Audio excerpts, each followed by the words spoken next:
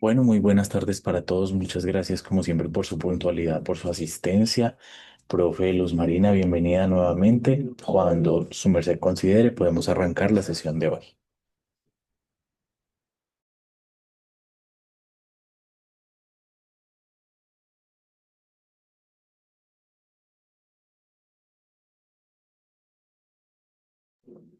Profe Luz Marina, ¿me escuchas?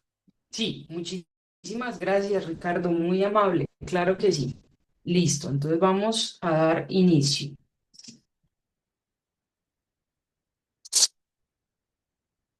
Listo. Entonces, chicos, pues saludarlos, cómo les ha ido, cómo les fue esta semana. Voy a compartirles nuestra presentación de esta sesión, no sin antes preguntarles, como siempre, qué recuerdan de nuestra pasada sesión. ¿Cómo nos fue la pasada sesión, por favor?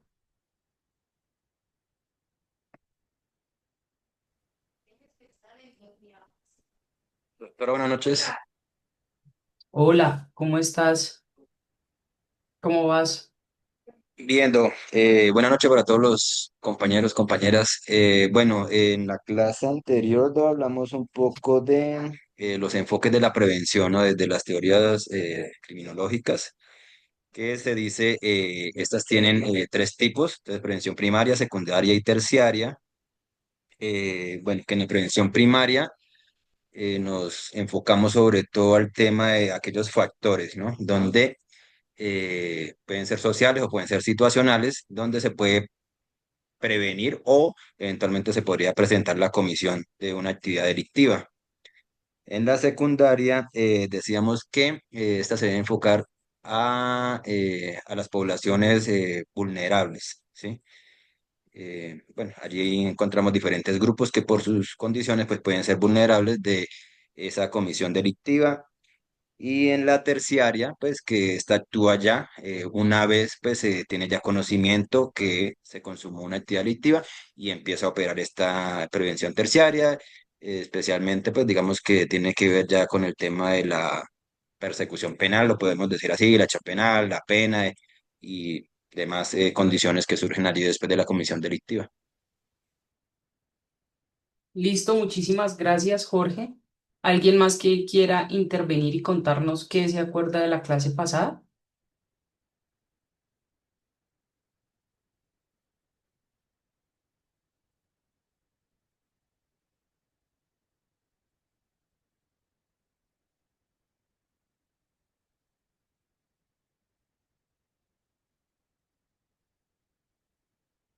Chicos, ¿alguno más o chicas, alguna más que nos quiera recordar algún otro tema?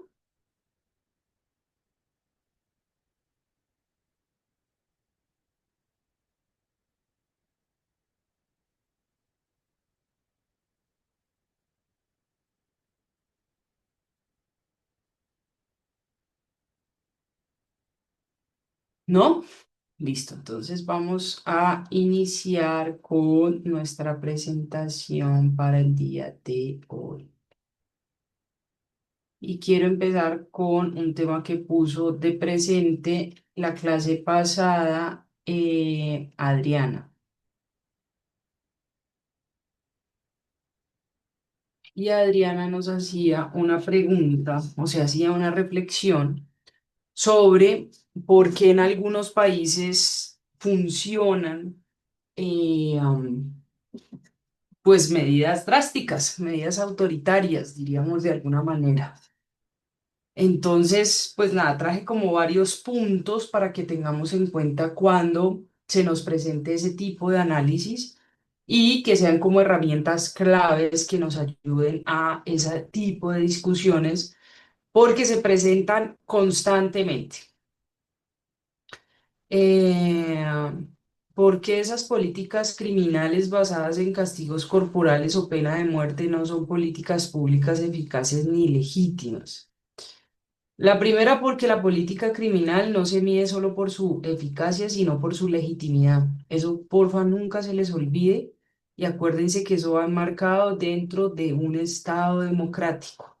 Y ahí siempre encontramos que el fin no justifica los medios, porque digamos que, y lo vamos a ver en otro punto más adelante, la violencia siempre trae más violencia. La represión está medida, está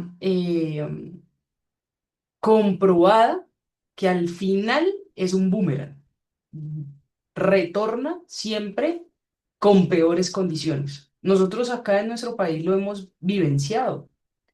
Recuerden cuando las poblaciones empezaron a sentir, digamos, ahogadas de alguna manera con nuestras guerrillas y como respuesta se crean todos los grupos paramilitares. Eso fue el acabose.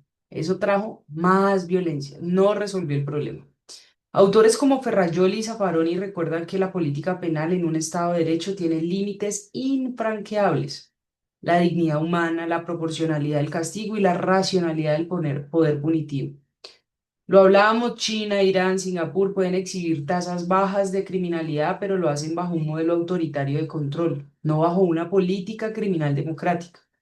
Allí el miedo sustituye a la disuasión racional y el silencio estadístico reemplaza la transparencia. Segunda gran razón: la ausencia de datos abiertos impide verificar causalidad. Digamos que no podemos tener una línea de trazabilidad que nos permita efectivamente evidenciar que teníamos una alta tasa, que aplicamos una medida criminal y por ende bajó la tasa. Esa secuencia no la tenemos, porque son países que no son de datos abiertos. Eh, no sabemos si la baja criminalidad es el resultado del castigo, del subregistro, de la censura o del control social generalizado. Entonces, digamos, esa es otra característica que nos impide, digamos, hacer un buen análisis para poder determinar si realmente sí. El miedo genera obediencia y no convivencia. Los sistemas penales basados en terror pueden generar conformidad superficial, pero no una internacionalización, una internalización de la norma. ¿Qué quiere decir esto, chicos? Imagínense en aquellos, y eso lo tenemos nosotros en nuestro territorio colombiano, imagínense en aquellos territorios donde el Estado, donde digamos, quien funge como Estado porque es quien aplica el poder, no es el Estado, sino los grupos armados. Eso funciona más o menos bajo la óptica de bajar la comisión de delitos y de ciertos delitos efectivamente no se vuelven a cometer.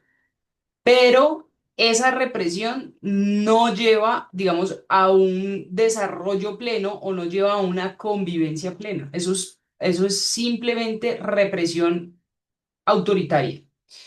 La teoría criminológica contemporánea demuestra que la legitimidad percibida de la autoridad es el factor más estable del cumplimiento normativo, no el miedo o la sanción. Digamos que cuando las personas no se sienten identificadas o no hay legitimidad, lo que pasa es que siempre quieres entonces estar derrocando ese poder y siempre va a querer existir otro poder más grande, porque no te sientes representado, porque no hay una legitimidad en esa toma de decisiones. Los castigos crueles producen efectos criminógenos. ¿Qué significa eso? Que desde la criminología crítica, la violencia, cuando viene por parte de las instituciones, con el tiempo, digamos, cuando el Estado mutila o ejecuta, transmite un mensaje social de violencia, que la violencia está permitida en todos los niveles y por todo. Porque si el Estado lo permite, es más, si el Estado lo aplica, pues cómo no yo. Y entonces lo que estamos generando son sociedades mucho más violentas. Eh, en lugar de buscar lo que siempre hemos hablado de la disuasión y de la prevención. Comparación empírica con estados de derecho consolidados, estudios de la ONU, el Banco Mundial y la OCDE demuestran que los países con penas más severas no tienen menos criminalidad, pero sí mayores índices de represión y corrupción. Ejemplo, Noruega versus Estados Unidos. La diferencia no está en la dureza, sino en la coherencia sistémica, la educación, la inclusión, la justicia procesal y la legitimidad institucional. Digamos que a veces estos discursos de prevención suelen catalogarse como discursos muy blandos, muy utópicos, muy soñadores, muy para otros países, pero es que usted no conoce la realidad colombiana. Pero digamos que lo que yo siempre digo es, los números no mienten y la matemática de Coquitos es clara. O sea, si lo que queremos es reducir, la vía no está ni por el aumento de penas ni por la represión con castigos, porque los modelos lo muestran con cifras y datos. Lo peligroso es cuando empezamos a tomar decisiones en temas de criminología sin datos, sino por percepciones. Es que yo percibo, es que yo siento, es que a mí me parece, es que yo creo. Una política criminal eficaz no se mide por el número de cuerpos castigados, sino por el número de vidas que logran reintegrar al pacto social. Es por el número de delitos que evitamos que se cometan. Esa es una política criminal eficaz y además eficiente. En síntesis, el castigo extremo sin debido proceso ni evidencia pública no es política pública, es ejercicio de poder. La disuasión basada en el miedo es frágil, la basada en la legitimidad y la cohesión social es duradera. En el siglo XXI, la política criminal se mide tanto en reducción del delito como en fortalecimiento de la democracia. Eso quería traerles como de panorama para cuando tengamos este tipo de discusiones, tengamos estas 5 características, estas 5 claves que nos pueden servir, digamos, para dar ese debate. Es, ¿Sí? ¿Alguien Qué pena, quería te hablar? interrumpo, Airo. Sí. Mira que sale, bueno, yo he tenido la posibilidad de ejercer docencia precisamente en una asignatura que tiene que ver con prevención de violencia, ¿sí? Y mira que de acuerdo a lo que trae la doctora a la clase, a la temática, pues surge, digamos, como un buen debate. Cuando hablamos de los enfoques de las tipologías de prevención, se habla del miedo al crimen, ¿sí? O sea, por parte de toda la población en general existe el miedo al crimen, ¿sí? Y eso puede estar, digamos, inclusive dentro de esos factores de la prevención primaria. Ahora, de acuerdo al análisis que, pues, de acuerdo a los comentarios que hacíamos con la doctora Adriana en la clase anterior, decíamos entonces miedo a la pena. Entonces, mira que podría surgir un debate, bueno, ¿qué sería preferible? Obviamente yo tengo mi tendencia al tema de la no violencia como resarcimiento, pues, del comportamiento, ¿sí? Social. Pero mira que sale entonces miedo al crimen o miedo al delito versus miedo a la pena, ¿sí? Que de pronto podría ser, no sé, prosperar más, digamos, dentro de esas razones, pues, para crear políticas. Me parece interesante el tema de Noruega, no lo había analizado así, pero sería interesante saber cómo llegaron a obtener esas cifras, ¿sí? O sea, qué tanto duró esa práctica previa de políticas y demás para lograr, pues, realmente es una cifra de, digamos, de paraíso, ¿no? Un paraíso social. Sí, de acuerdo. Yo no creo que haya una respuesta única. Yo no creo que, digamos, la solución sea una cosa. Aplicamos una medida y solucionamos porque creo que ya lo hubieran hecho hace rato. Creo que para lograr esas estadísticas y para lograr eso, pues son procesos además muy largos. Pero digamos que en lo que sí coinciden la gran mayoría de autores es que empieza desde la educación y desde la prevención.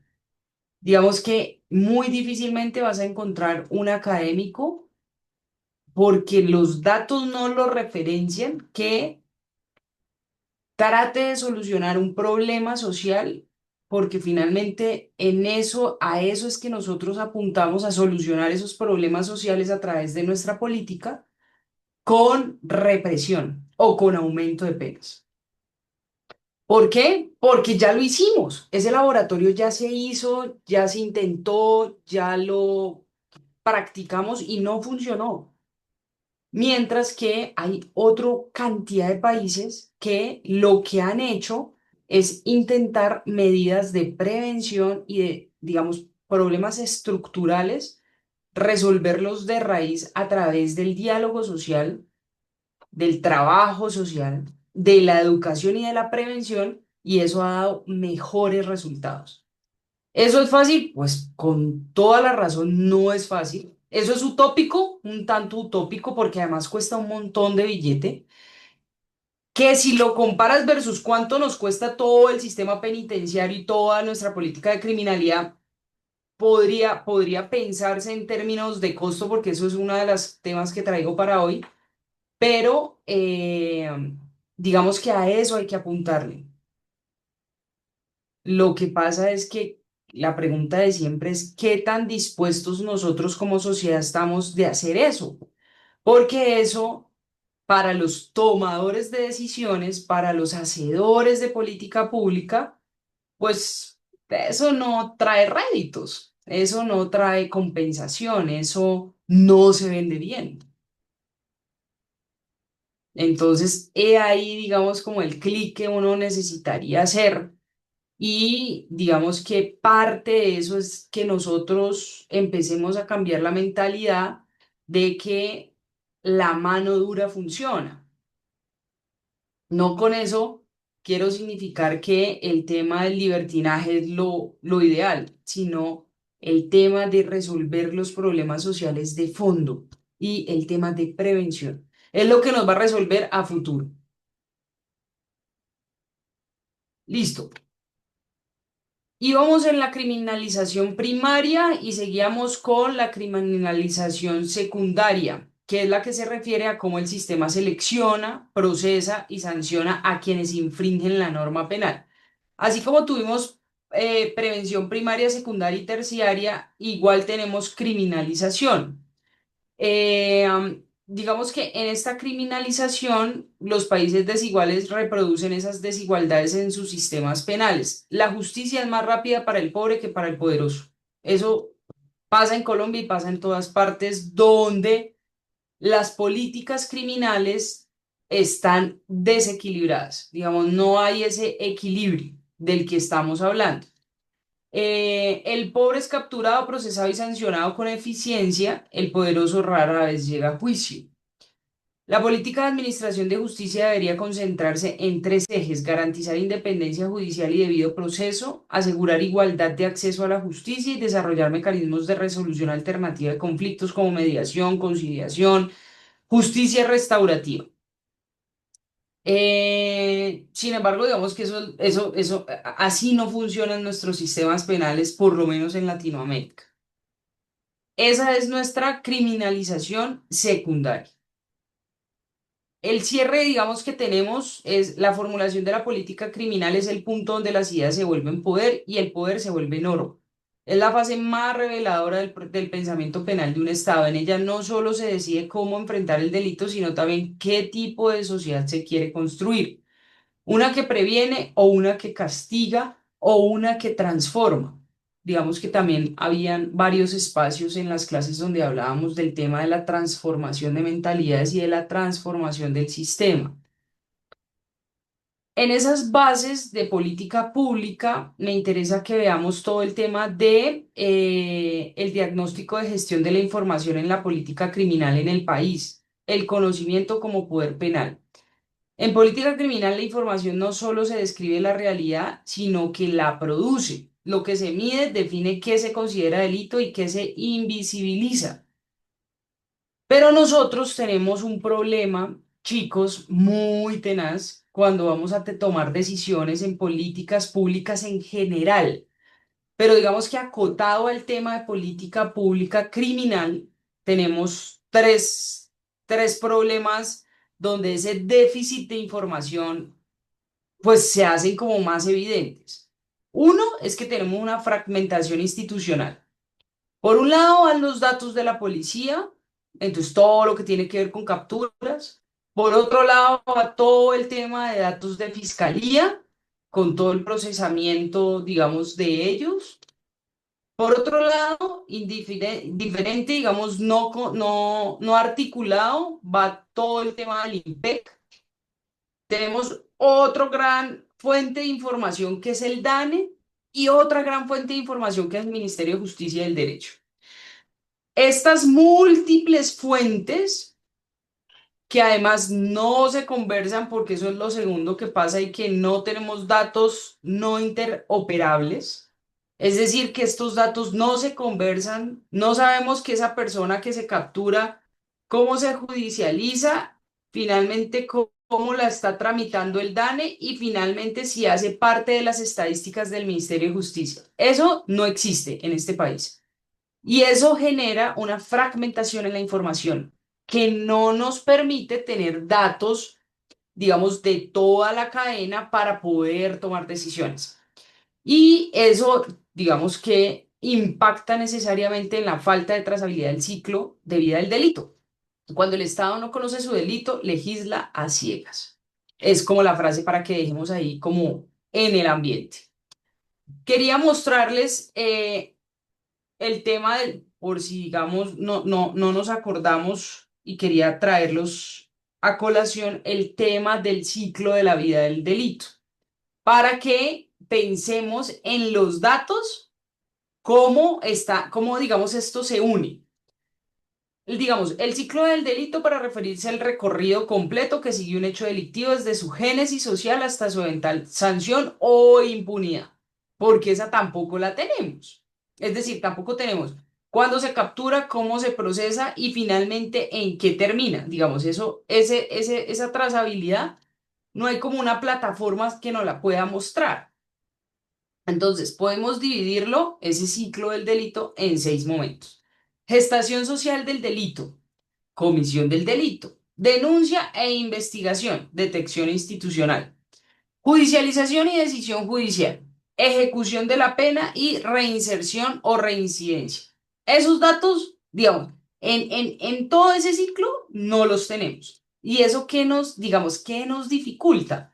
Pues la toma de decisiones con datos certeros, con datos, digamos, serios. El laberinto de las cifras, entonces. La estadística penal colombiana es un mosaico. Por un lado, tenemos CIETCO, que es con la Policía Nacional, que es el registro de denuncias. Tenemos el SPOA de la Fiscalía, que es de procesos judiciales. Tenemos el INPEC, que digamos, nos debería dar datos certeros sobre el tema de la población carcelaria. Pero acuérdense que, y en este punto quiero llamar la atención porque acuérdense que tristemente, y es parte, ya lo vamos a ver también, de nuestra estado de cosas constitucionales, y es que toda la población carcelaria hoy no se encuentra bajo custodia del INPEC.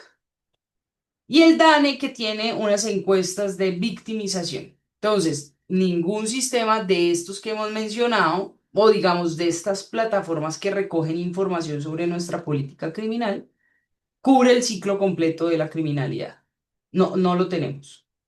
Y eso que, digamos, eso en qué redunda, pues que la política criminal reacciona a cifras inconexas, no a diagnósticos integrales. Ejemplo, un descenso en capturas puede coexistir con un aumento en condenas. Y ambos se interpretan como éxitos según el actor que habla. Yo no sé si ustedes recuerdan que eso ha pasado muchas veces, digamos, en presentaciones estadísticas variadas.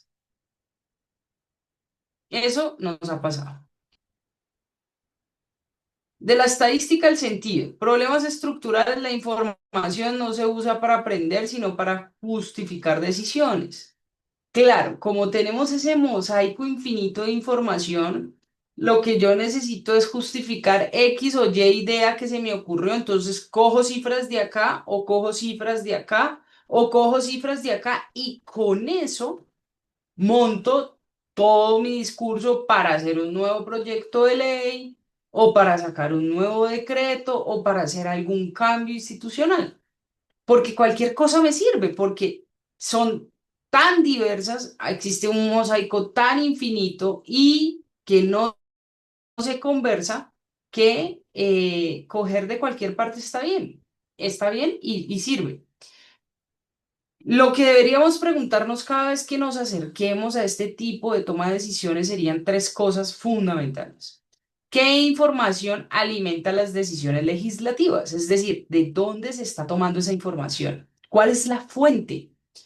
¿Quién la produce y con qué incentivos? Es decir, dependiendo de quién me esté produciendo la información, uno puede empezar a tejer entre líneas con qué intención se hizo esa información y qué datos están ausentes. Por ejemplo, delitos de cuello blanco, violencia institucional. Sin gestión inteligente de información, la política criminal es puro instinto de gobierno. Y es lo que siempre venimos, digamos, resaltando. Si yo no tengo datos estadísticos serios, si detrás de la decisión que estoy tomando no hay un avance certero científico con un paso a paso, con una ruta seria, pues finalmente lo que se están tomando son decisiones basadas en percepciones. Es que a mí me parece, es que yo siento que el país está más inseguro, es que yo siento que el país está muy peligroso, es que yo siento, a mí me parece, pero realmente pues no hay una decisión juiciosa que esté respondiendo a criterios objetivos estadísticos de datos. Y eso pues digamos que preocupa tremendamente. ¿Qué tenemos que hacer? Tenemos que evaluar para no castigar en vano.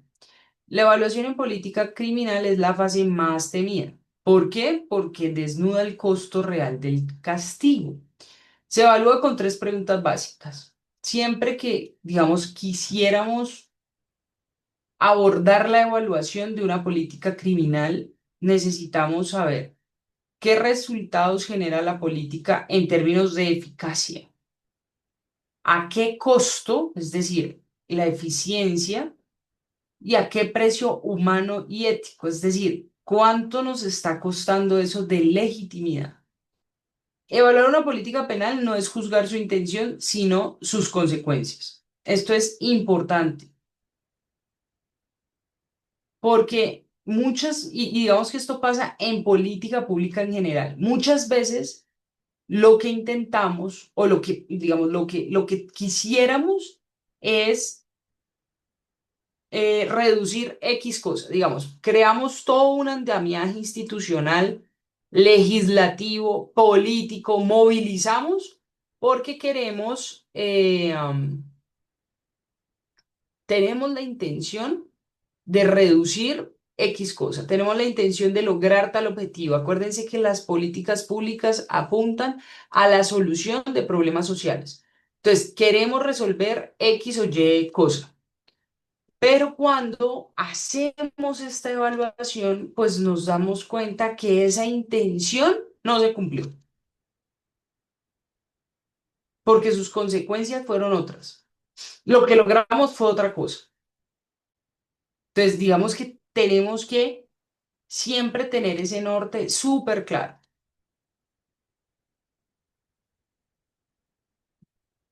Y aquí les traigo algunos modelos de evaluación.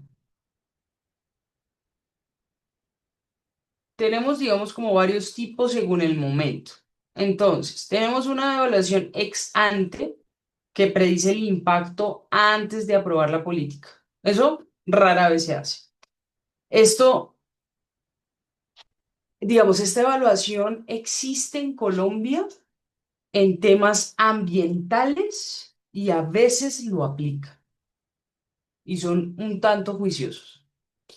Pero, por ejemplo, en temas penales, jamás. O sea, que yo conozca, no se aplica. No sé si, digamos, alguno de ustedes tiene otra información. Pero que yo conozca cuando se están tramitando, por ejemplo, reformas legislativas que hagan una evaluación de cuáles podrían ser los hallazgos, los resultados, los impactos, no, no existe. Evaluación del proceso, digamos, que es la que conocemos normalmente, que es la que analiza la implementación, cómo se ejecutó lo planificado.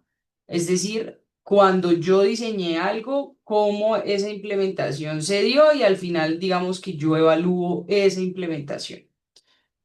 Existe también otro tipo de evaluación que es la evaluación de resultados, que me mide mis outputs y los outcomes. ¿Sí se acuerdan cuáles son? Ay, no, usted no.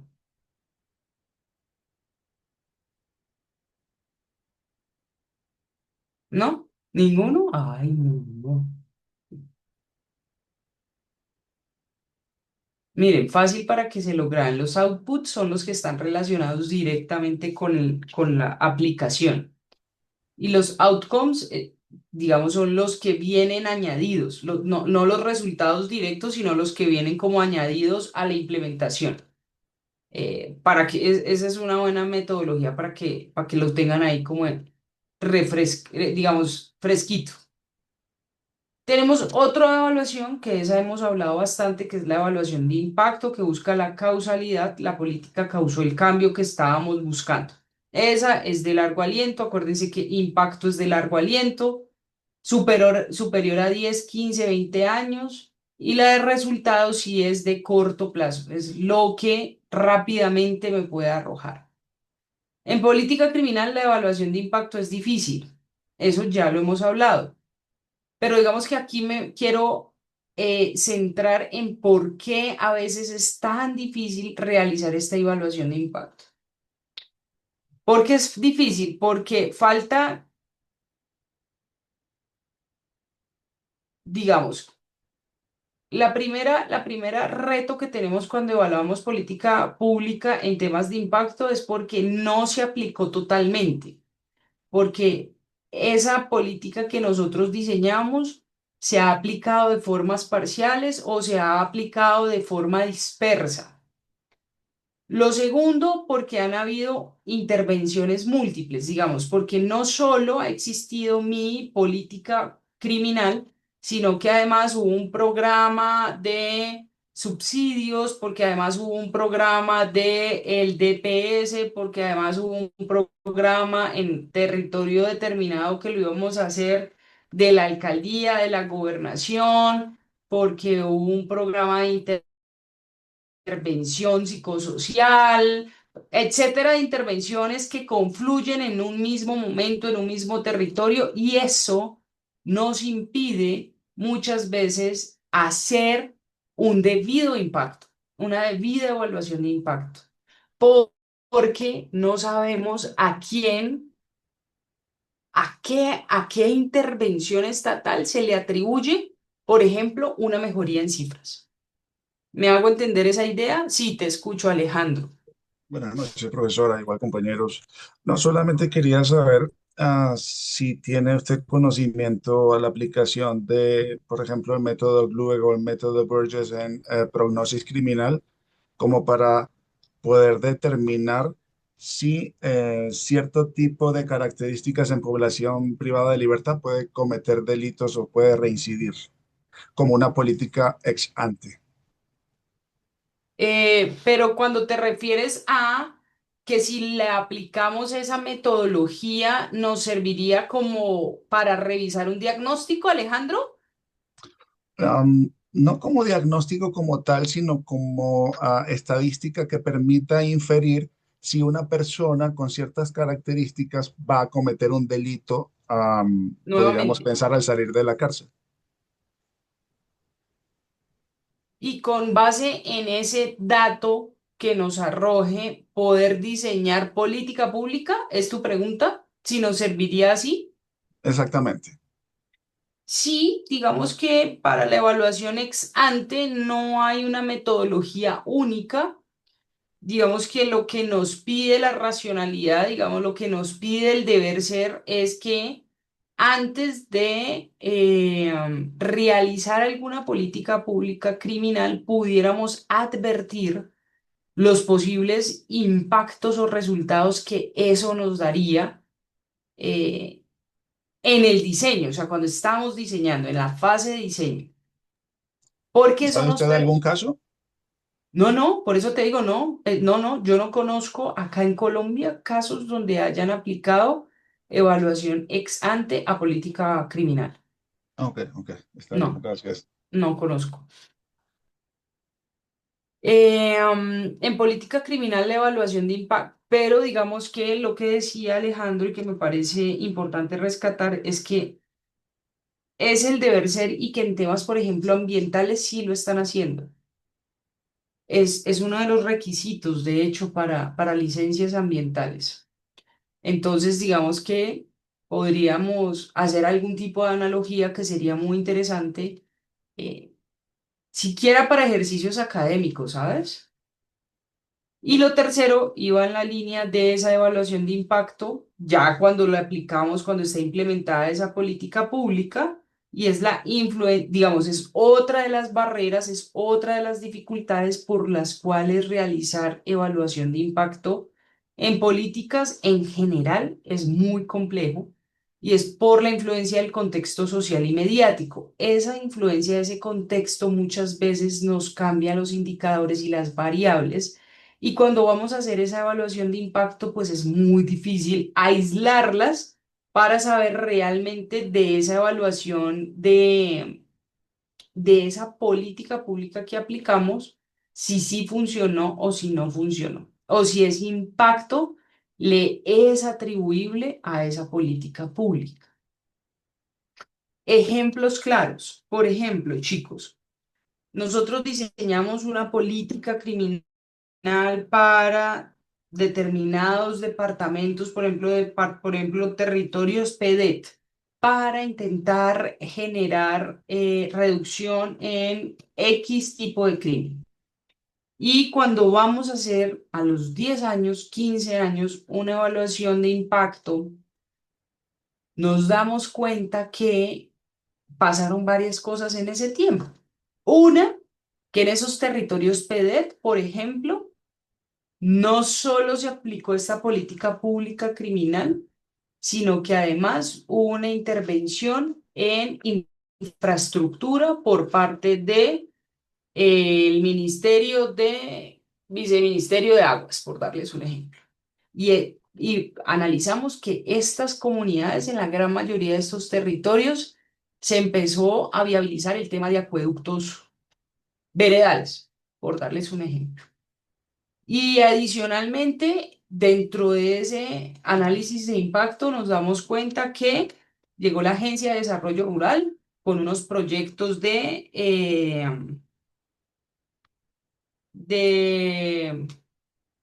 reconstrucción del tejido social. Y también llegó alguna otra entidad del Estado, la Unidad para las Víctimas, con unas indemnizaciones a la población víctima.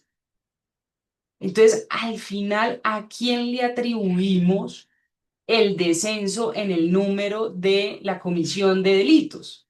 Si a la intervención económica que mejoró las condiciones de vida de la población, si a las condiciones de acceso a sus necesidades básicas, que lo hicimos a través del Viceministerio de Aguas, o si a través de la ADR que implementó proyectos productivos. O sea, queda muy difícil aislar estas variables para poder saber realmente qué fue lo que nos influyó para el descenso en la comisión del delito.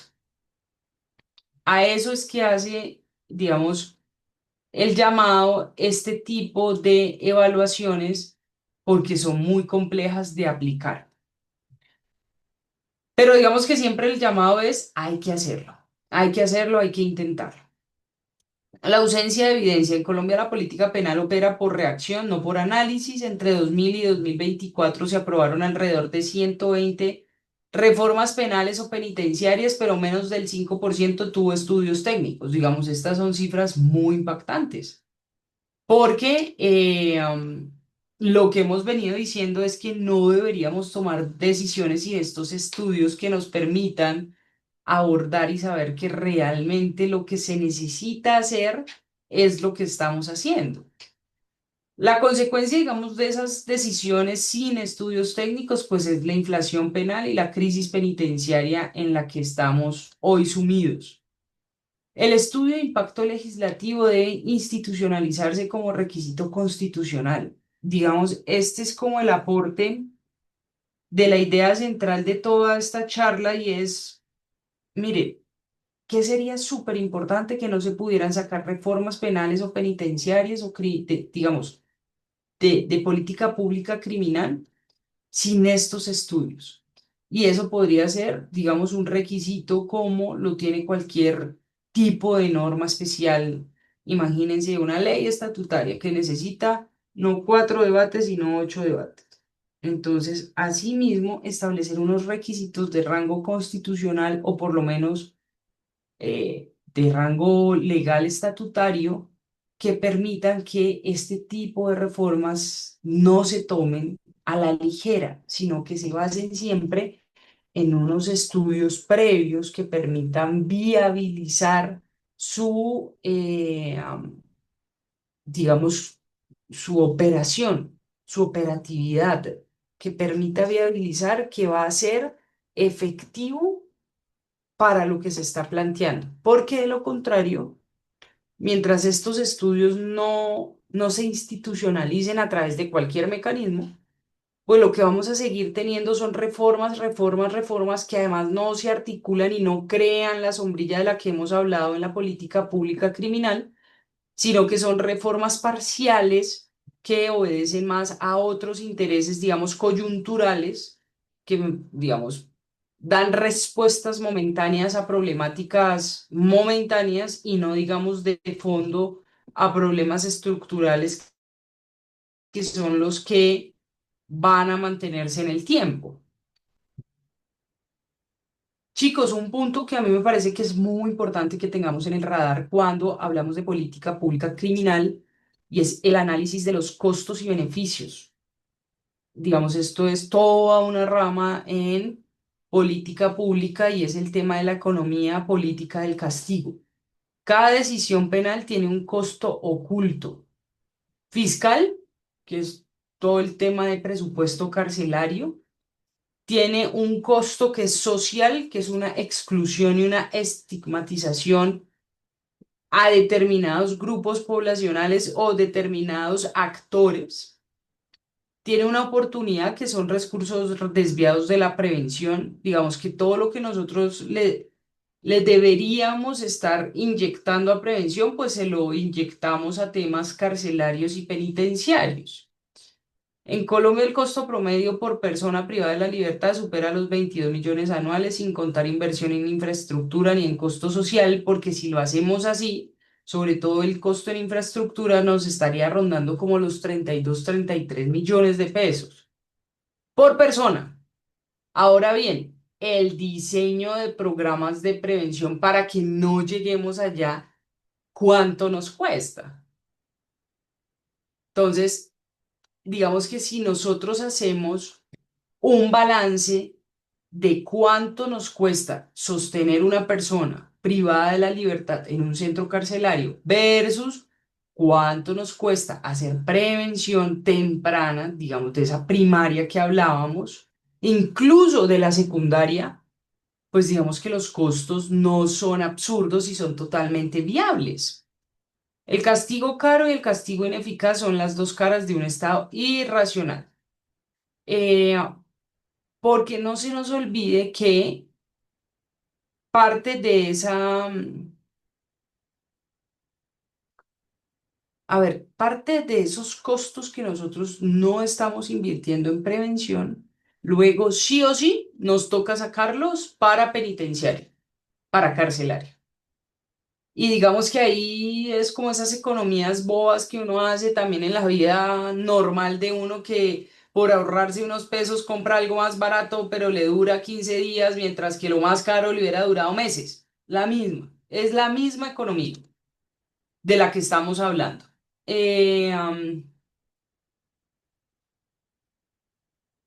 Este análisis de costo y beneficio es un examen que debería llevar intrínseco toda política pública. Hay muchas políticas públicas que lo hacen, sobre todo cuando se emiten los COMPES. Sin embargo, digamos que no son lo suficientemente robustos en sus estudios técnicos y solo, digamos, analizan parte y no lo contrastan con otras opciones, sino mi opción, cuánto me cuesta, X, Y, Z, sumo y hasta luego. Y eso no permite que se puedan valorar otras opciones. El costo, digamos, presupuestal de otras opciones incluso podrían ser más económicas y a largo plazo se podrían obtener mejores réditos, más eficientes. Pero quiero escucharlos a ustedes desde su perspectiva, ¿cómo ven esto? ¿Cómo les parece? No, pues yo considero que eh, se debe reforzar es el sistema de control, ¿no? Pero antes digamos, de emitirse y darse por, digámoslo así, por oficial ya, la emisión de esa política pública antes de que se empiece a ejecutar, porque pues sabemos que tiene unos controles ya una vez se empieza la misma en el seguimiento, el monitoreo, evaluación, pero realmente cómo se hace el control, cómo podrían intervenir oportunamente las entidades pues, que tienen este control relacionado con el tema de las políticas públicas antes de que se empiece, digamos, el gasto, la ejecución para pues analizar, digamos, no sé, digamos que haciendo como un símil con lo que sería un control de constitucionalidad o algo similar. Pero me perdí. Es decir, cuando estamos haciendo el diseño de la política pública, ¿cómo estas entidades podrían participar? ¿Es tu pregunta, Jorge? ¿Me la repites? Sí, lo que referimos es que muchas de estas políticas salen, digamos, a su ejecución sin estudios previos o más bien sin estudios juiciosos. Más bien, sí, porque pueden existir los estudios previos, pero realmente no son juiciosos. Hablábamos del tema del mosaico de estadísticas y el tema de este populismo punitivo también, que interfiere allí para esa ejecución. Pero realmente lo que se debería reforzar es ese control una vez ya está, digamos, lista, digamos, para estrenarse la política pública, un control más allí antes de empezar, pues, digamos, a darle al gasto, tanto fiscal como de talento humano y demás recursos que influyen allí en ese desarrollo de la política pública. Sí, sí, sí, de acuerdo, Jorge. Eso era lo que mencionábamos de que debería existir un requisito sine qua non, no se puede aprobar, que sea relacionado con los estudios técnicos. E incluso lo mencionábamos cuando hablábamos de esa evaluación ex ante, debería hacerse siempre una evaluación ex ante. Digamos, como hoy es requisito para temas ambientales, poderlo hacer con la política criminal. Te escucho, Alejandro. Profesora, estoy totalmente de acuerdo cuando hablaba del asunto de las estadísticas. De hecho, mi profesor de criminología comparada decía que hay mentiras, malditas mentiras y estadísticas. Entonces, por ejemplo, usted señalaba el asunto de que quizás no contamos con unas estadísticas, eh, como decir, específicas. Digamos, yo voy mucho por las encuestas de victimización y me parecen que son muy importantes, pero hay que saberlas hacer. Usted señalaba en el material ah, al profesor Braithwaite, me imagino que es el profesor John Braithwaite de Australia, y justamente él hablaba de la desaprobación reintegradora, o hablamos del profesor Gary Lafrie con la deslegitimación institucional con el libro, por ejemplo, Perdiendo legitimidad de la Universidad de Maryland. Pero entonces, digamos, traigo a estos profesores a colación desde el punto de vista de que se pueden utilizar estadísticas incluso internacionales para poder vislumbrar problemas, por ejemplo, de acá de Colombia. Pero sí, definitivamente, por ejemplo, si utilizamos el índice Gini de pobreza, lo relacionamos, por ejemplo, con la deslegitimación del Estado y necesitamos estadística. Entonces, ¿habrá alguna manera en que se pueda hacer una unificación de estadísticas o que sencillamente pudiéramos pensar, pues sí, la policía local tiene unas estadísticas por el sector o el barrio donde, digamos, tiene la jurisdicción, o algo más bien municipal o algo más bien estatal, pero específicamente a nivel nacional? ¿En quién pudiéramos pensar a la hora de buscar estadísticas para hacer estudios criminológicos? Pues muy buena pregunta, Alejandro. Yo considero que los encargados de manejar esa, por lo menos de concentrar esa información, debería ser el Ministerio de Justicia y el Derecho y la Fiscalía. Eh, am, pero no lo hay. Digamos, no existe hoy una plataforma que nos dé cuenta de todo el ciclo de vida del delito. No lo existe. Entonces hoy tenemos dispersa información sin entrar en el detalle que tú querías entrar, Alejandro, y es de evaluar la calidad de esa información, porque eso sería otro gran debate. Pero Ujú. solo en pensar, suponiendo que es de excelente calidad, solo pensar la dispersión de la información que no está unificada, uno, y dos, que no está conversada y no es interoperable, pues ya nos genera todo el reto increíble de que, además de que no se hacen estudios técnicos, si se quisiesen hacer, digamos que las herramientas que existen están dispersas. Entonces, elaborar esos estudios técnicos es todavía mucho más complejo. ¿En qué sentido? En que toca empezar por analizar toda esa información fragmentada y unirla, pues eso es complicadísimo. O sea, eso no es que Pedro fue capturado, que Pedro se judicializó, que Pedro reincidió. No lo tenemos así, porque si lo tuviéramos así, podría ser que realizar esos estudios técnicos fuera una cosa más fácil, pero no es tan así. Entonces, es un reto adicional a toda la elaboración de esa política pública porque no lo tenemos desagregado de esa manera. Sí, por ejemplo, y disculpe que la interrumpa, No, si no. si yo quisiera hacer un estudio de prognosis criminal y para que lo utilice el Ministerio, ¿cómo se llama?, de Justicia. Eh, entonces, ¿en qué me basaría yo? O de repente yo creo que estoy descubriendo el agua tibia, como dicen por allí, porque me dicen, no, pero es que esas estadísticas no valen. No, porque es que, mire, a nivel de criminología, acá estamos en pañales, desde el punto de vista de que ahora es que hay que hacer, pero definitivamente se necesitan datos. Se necesitan datos, Alejandro, y digamos que la elaboración de esos datos es compleja. Y en ese sentido, digamos, no es que sea compleja per se, sino que tiene un cuidado de datos. Por eso no puede ser que el observatorio X o el observatorio Y o la organización X o la organización Y produzcan esos datos. Esos datos tienen que estar en cabeza del Estado.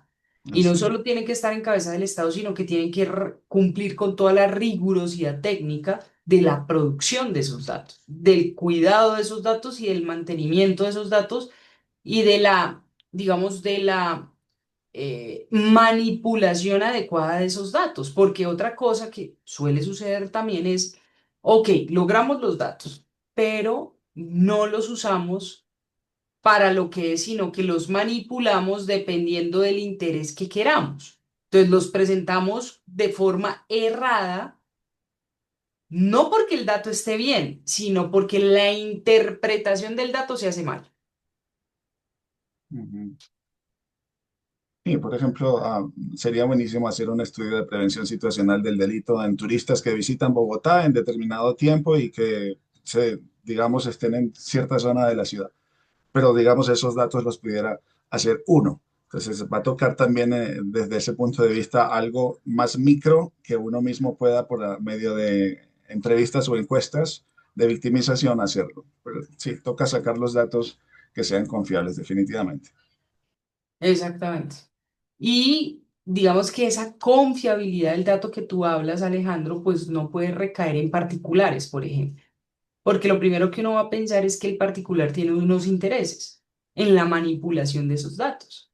Entonces, sí o sí, esos datos tienen que estar en cabeza del Estado, resguardados por el Estado. Y bueno, ahí es donde uno tendría que, digamos, aplicar una buena técnica a la hora de uno hacerlo. Por ejemplo, si yo quiero realizar un estudio con el aval de la Universidad Santa Tomás, entonces, por supuesto, tendría que tener una validación, digamos, el instrumento que yo voy a utilizar. Sí, la metodología y la custodia, en Sí, fin, está bien. te escucho, Jorge. Sí, que ahí también surge otro problema y, digamos, en tanto estén las investigaciones en curso, nos encontramos con, digamos que no es un problema, sino realmente es una garantía constitucional también, y está el tema de la reserva sumarial, ¿sí? Ujú. Eso por un lado. Y segundo, realmente digamos que diría yo que la información principal sobre comportamiento delictivo lo tiene Fiscalía General y Policía Nacional, pero allí surge otro dilema que era el que quería comentar y es que realmente las estadísticas de ambas entidades, desde lo que conozco y actualmente, son más enfocadas al cuantitativo que realmente a lo cualitativo. Sí, nos seguimos manejando en números, pero obviamente, como decimos en algunas situaciones, cada caso se resuelve en particular, ¿sí? Entonces no es lo mismo hablar de un delito aquí, que un delito allá, que tantos capturados aquí, tantos capturados allá, pero siempre en ambas entidades, por esa medición que se le hacen a sus servidores, siempre nos enfocamos es en números, en el cuantitativo.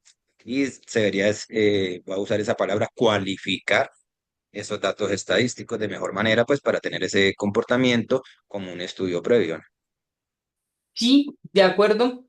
Y eso es lo que hablábamos de que ni siquiera queremos entrar en esa discusión de la calidad del dato, porque ya la consecución nos enredó. Más aún, digamos, si le empezamos a hacer evaluaciones de calidad, de pertinencia, de si es ese dato el que necesitamos. Porque ahí, digamos, ahí vamos a encontrar también una cantidad de retos y de dificultades que traen estas cifras. Por ejemplo, esa es una buena apreciación la que tú haces de, mire, es que este dato, pues sí nos arroja información, efectivamente, pero pudiéramos extraer más información si tuviera datos cualitativos, porque no los tiene. De acuerdo. Chicos, lo que el análisis revela es que en América Latina el 80% del gasto penal se destina a represión, solo el 5% a prevención. Evaluaciones de costo-beneficio muestran que programas de reinserción y justicia restaurativa son más eficientes que el encarcelamiento prolongado. El análisis no es económico en sentido estrecho, es una herramienta ética para ponderar la proporcionalidad del castigo. Una política criminal racional es aquella donde la libertad solo se restringe cuando y humano del castigo. Solo cuando nosotros hacemos esta última evaluación y sale check, sale chuleado, sale que está bien, digamos, podemos proceder. Porque cuando ese beneficio social no supera ese costo moral, fiscal y humano, pues ¿para qué? ¿Para qué la implementamos? Ni siquiera para qué la diseñamos. Esto debería ser cuestiones de diseño que se establezcan en el diseño.